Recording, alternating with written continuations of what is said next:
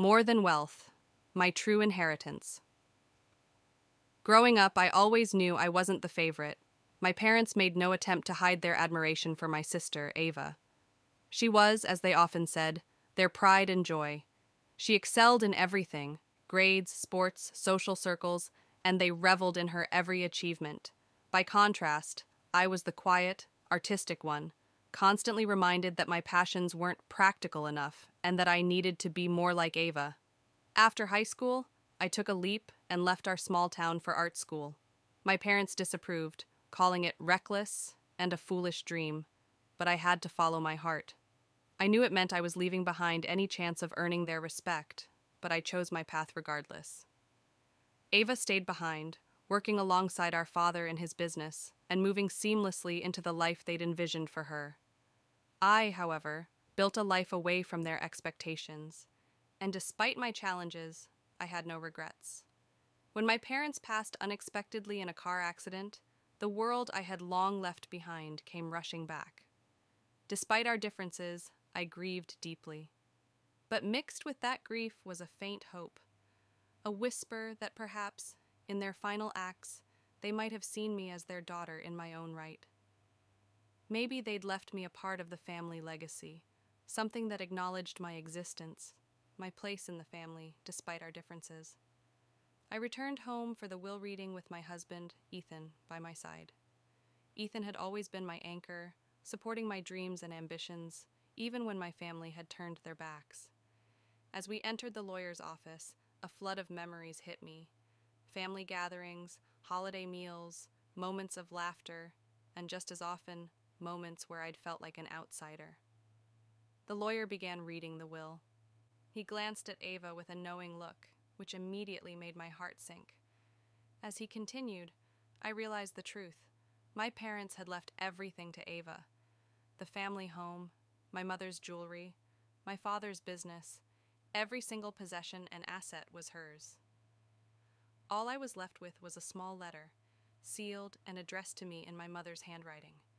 With trembling hands, I opened the letter. Dear Lila, I hope you understand our decision. Ava was always the responsible one, the child who stayed by our side and carried on our legacy. You chose a different life for yourself, and we respect that. We trust you will find fulfillment and happiness on your own path without needing what we have built here. With love, Mom and Dad. The words felt like a punch to the gut. They respected my choices, yet they'd punished me for them. By deciding to leave and follow my passion, I had forfeited my right to any part of my family's legacy in their eyes. The money and property were one thing, but the lack of acknowledgement cut far deeper than any financial blow. Ava seemed almost smug as she gathered the documents and took possession of everything. Don't take it personally, Lila, she said in a voice that held no warmth. It's just business. The following weeks were a whirlwind of grief and anger. Every memory I had of my parents felt tainted by their favoritism. Ethan, my husband, tried to console me, but I knew this wasn't something even his steadfast support could heal. I'd have to come to terms with the fact that, to my parents, I was a footnote in their story, a reminder of a daughter who had strayed rather than followed their vision. Despite the emotional storm, I knew I couldn't let bitterness consume me. I threw myself into my art gallery, expanding it into a small community hub where I not only showcased my work, but also supported young artists who, like me, needed someone to believe in their unconventional dreams. I poured everything I had into the gallery, making it a reflection of the life I had chosen, independent of my family's approval. Then, one day, I received an unexpected visitor, Ava's husband, Tom. He was a reserved man, one who usually stood in the background, quietly supportive of Ava, but rarely vocal. That day, he seemed troubled. After a few polite words, he confided that Ava's transformation since our parents' death had unsettled him. She had grown increasingly domineering, pushing him to leave his own career and join the family business. She's not herself anymore, Lila, he admitted. The way she's been handling everything, it's like she's obsessed with proving herself, even when there's no one left to impress. I felt a pang of sympathy for Tom, someone caught in Ava's relentless need for control and validation. I shared my own feelings of betrayal, my struggle to accept how my parents had handled their legacy. To my surprise, Tom shared that he, too, had felt neglected by my parents, often disregarded as Ava's quiet partner. After that conversation, a slow friendship developed between Tom and me.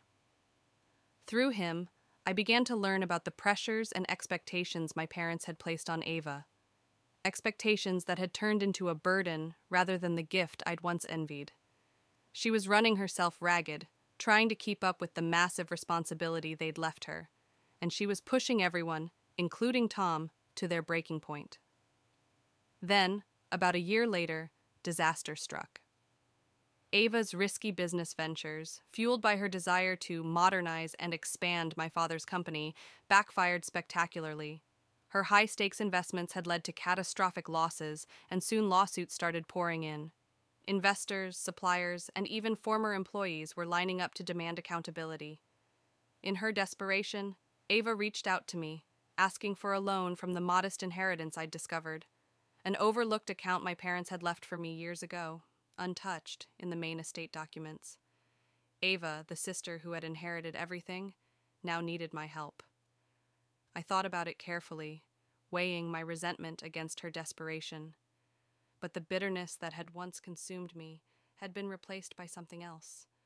A sense of peace, a belief that I had created something meaningful without their validation or approval. Ava's empire was crumbling, but my own life and achievements were stronger than ever. "I'm sorry, Ava," I said, looking her directly in the eyes. "I don't have what you're looking for. You may have inherited their wealth, but it was their expectations you couldn't escape." For the first time in our lives, Ava looked vulnerable, even lost. And while I felt a pang of sympathy, I knew that she needed to face the consequences of her actions, just as I had faced mine when I chose a different path all those years ago.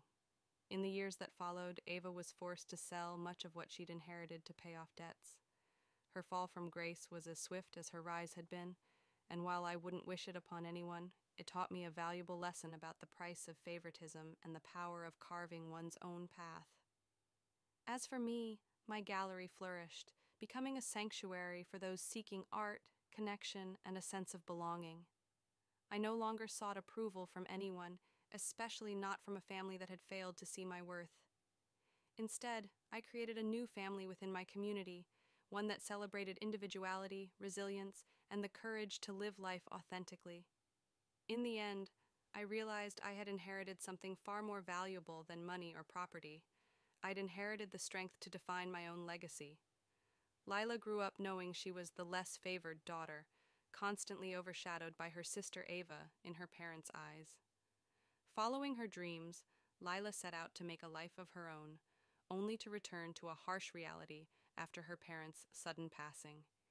Everything they owned went to Ava, leaving Lila with nothing but a letter questioning her choices.